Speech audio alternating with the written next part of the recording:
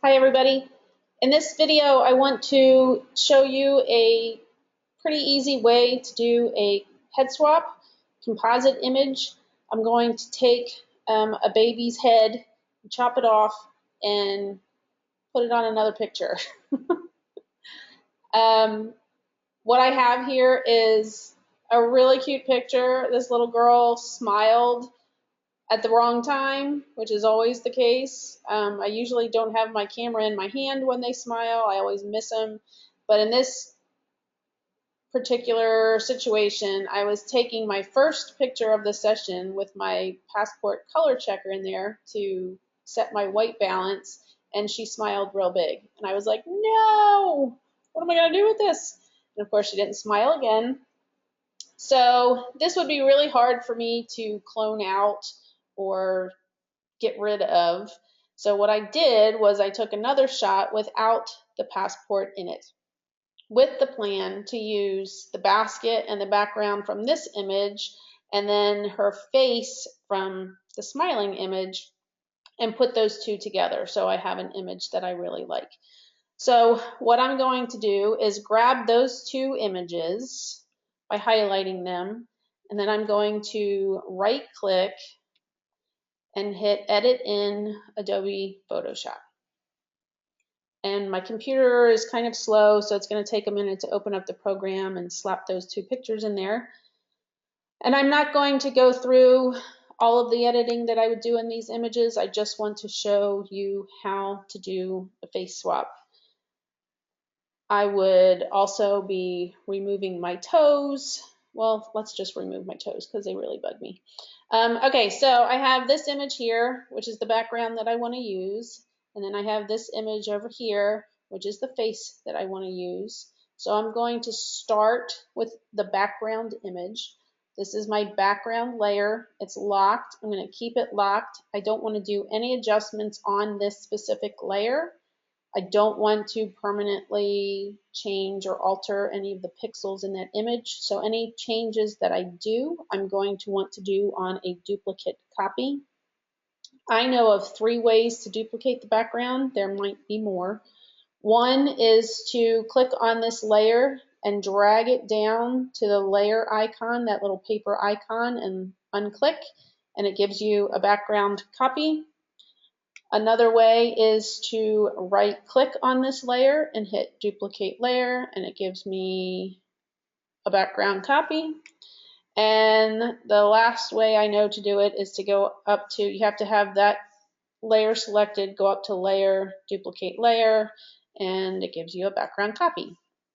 There's so many ways to do everything in Photoshop. You just have to find the way that you like best. So to clone my feet out of here, I'm going to grab my clone tool, looks like a rubber stamp, and I'm going to make sure my opacity is set at 100. I want to make my stamp a little bit bigger than my toes, and I'm going to go to an area where I'm going to copy this part of the image, and then I'm going to stamp it down on this part of the image so that it covers it up. So I'm going to just go about right here. If you go to far off places on your picture, your lighting is usually a lot different, and you'll see your stamp area or your clone area, and it'll stand out a little too much. So I try to sample from as close to this area as I can. So I'm going to just sample from right here, and I'm going to hit Option, and I'm going to click, and then it's picking up that area of the wood. And then I'm just going to bring it down where I want to cover up, line it up, and stamp it down. Click it again. Oh, it looks like my toes showed through there. So I'm going to do the same thing on this side. Option, click, pick up that area of the picture, bring it down here, and stamp it down. So voila, my toes are gone. And now we don't have to stare at them anymore. Okay, so now I want to get her face onto this picture and composite these two images together. So I'm going to go back to the smiling picture. I'm going to grab my lasso tool, and I'm just going to loosely circle around her face and select her face. That's what the little marching ants are doing. It's selecting that area. I could take the whole image and layer it on top of the old one, but it's not necessary.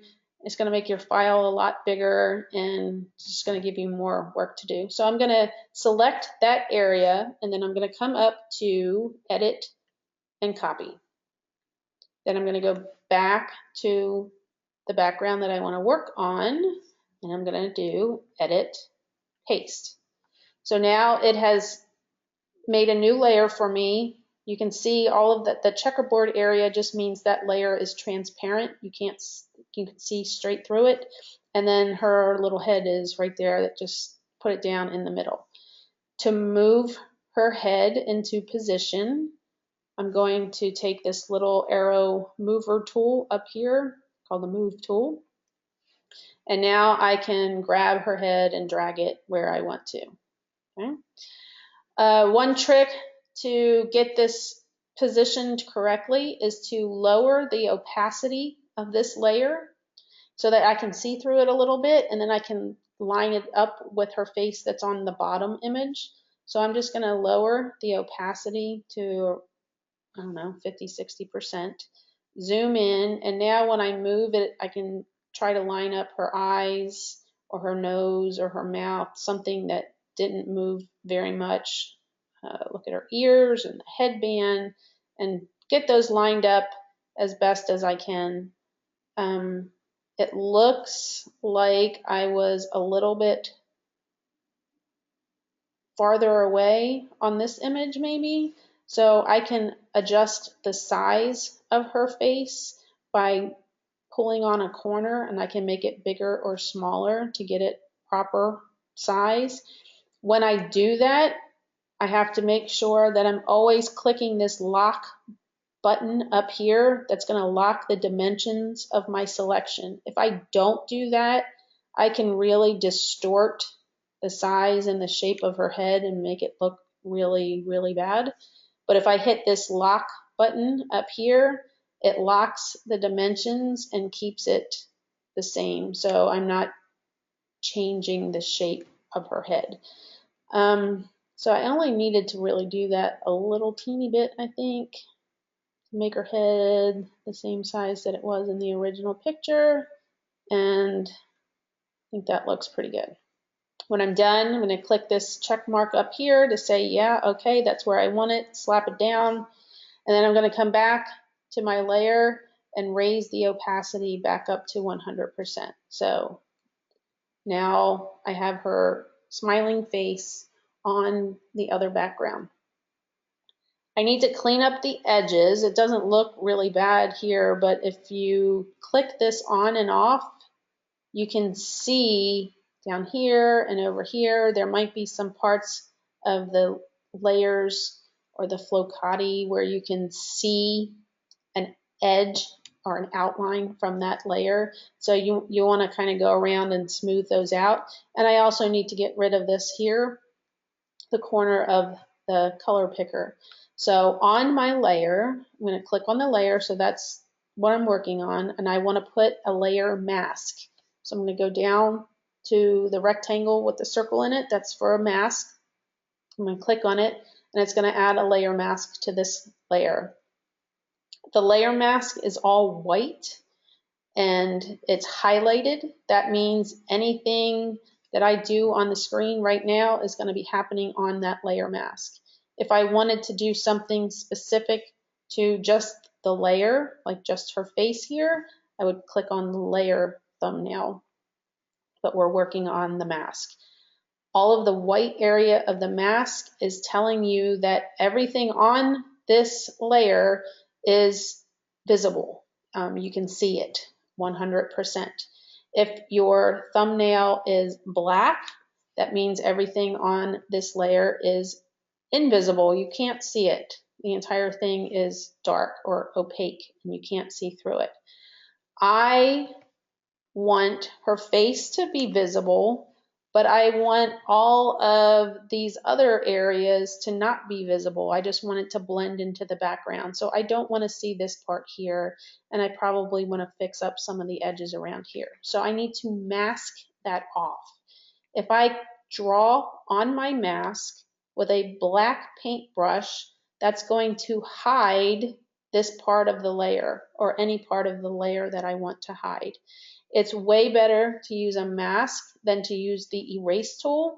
I could go over here and grab my erase tool and erase it, but then if I start another layer and I start cleaning her skin and then I start another layer and I have to flatten it so that I can do some kind of action, I can't go back to that erasing and fix it if I found out that I made a mistake. And I do that often. Like I'll go back and be like, whoops, I missed something here, I need to fix it. If I'm fixing it on a mask, it's super, super easy to fix. So I never, ever, ever use the eraser tool, ever. I just do everything on masks. So on my mask, with a paintbrush, with black ink as the foreground color, at 100% opacity, I'm just going to paint over the color picker.